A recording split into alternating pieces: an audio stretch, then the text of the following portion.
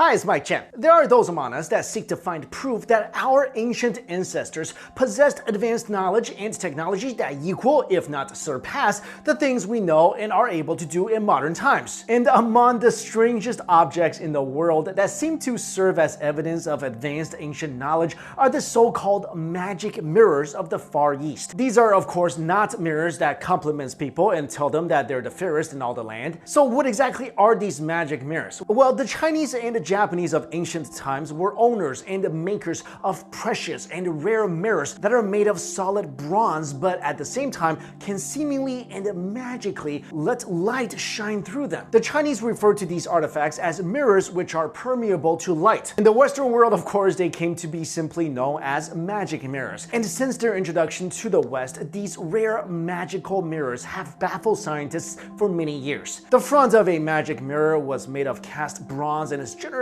circular in shape, with size of about 15 to 20 centimeters in diameter. The polished surface of the bronze of the mirror's front side functioned normally as a mirror since it can produce a faithful reflection of the objects in front of them. The back of the mirror, on the other hand, was decorated with various characters and patterns. On the reverse surface, there is usually a modeled drawing or carvings that can be landscape featuring trees, water, birds, or animals, or they can contain inscriptions and perhaps even a figure of Buddha. In many conditions of lighting, when a magic mirror is held in the hand, they appear to be perfectly normal mirrors. However, the magic happens when the mirror is held in bright sunlight. When an especially bright beam of light is reflected off a magic mirror and onto a clear surface, its reflecting surface can be seen through. Hence, it becomes possible to inspect the written character or patterns on the back of the mirror from the reflection cast onto, let's say, a dark wall. It is as if the solid bronze had become transparent, making this luminous effect one of the most unexpected and most captivating mankind has ever seen. So who created these magic mirrors? There are many historical variations with regards to the origin of these magic mirrors of the Far East. However, it is generally agreed on that these ancient artifacts appeared for the first time in China around the 2nd century BC, and that they were produced in large quantities during the entire period of the Han Dynasty. Like I mentioned before, these mirrors eventually made their way to the West, where the first magical mirror appeared in Europe when the director of the Paris Observatory brought with him one in the 19th century upon his return from China. The mirror presented an irresistible mystery to the French Academy of Sciences, and despite their efforts to register its behavior, they could never fully understand why it could do what it can do. Then in 1878, two engineering professors presented the Royal Society of London with a variety of magic mirrors they had brought from Japan, and for the first time they managed to make technical observations about their construction. However, nobody at the time could determine what produced the ghostly and beautiful projection of light from these mirrors,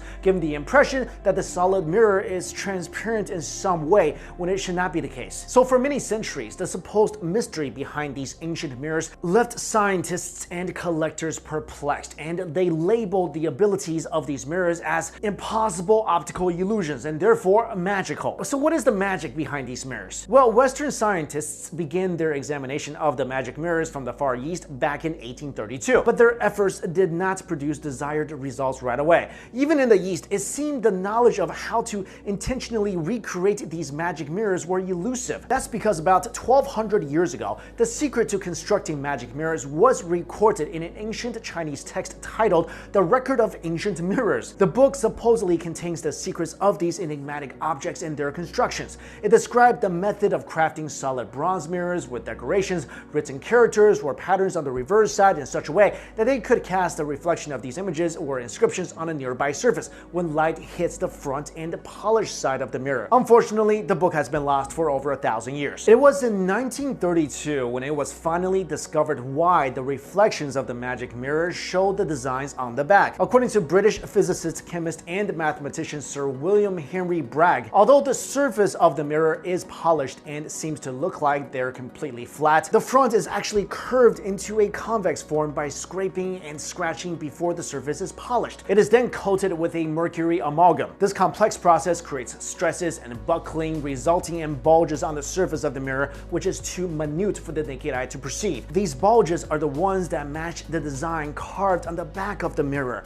And so, when the mirror reflected bright light or sunbeam against a dark wall, the effect reproduces the patterns in a magnified manner as if they were passing through solid bronze responds by way of these light beams. It is impossible to note, however, that while this method explains the creation of a Chinese or Han magical mirror, it is not the same method that is applied in making a Japanese magic mirror, as the optical properties of the images produced by the two types of mirror were not made by the same process. Moreover, unlike the rare Chinese models, there are many Japanese magic mirrors around the world, probably because in ancient Japan, mirrors were considered precious items that were carefully taken care of. So today, it is rumored that Yamamoto Akihisa is the last manufacturer of magic mirrors in Japan. And when the Kyoto Journal interviewed him, the artisan explained part of his technique in making these mirrors, which he revealed that he had to learn from his father, who also learned from his father, and so on over several generations. Even now, our generation is just starting to learn about these magic mirrors, and there are actually a lot of things we do not know about these ancient artifacts. And perhaps we may never really know the true meaning behind these magic mirrors because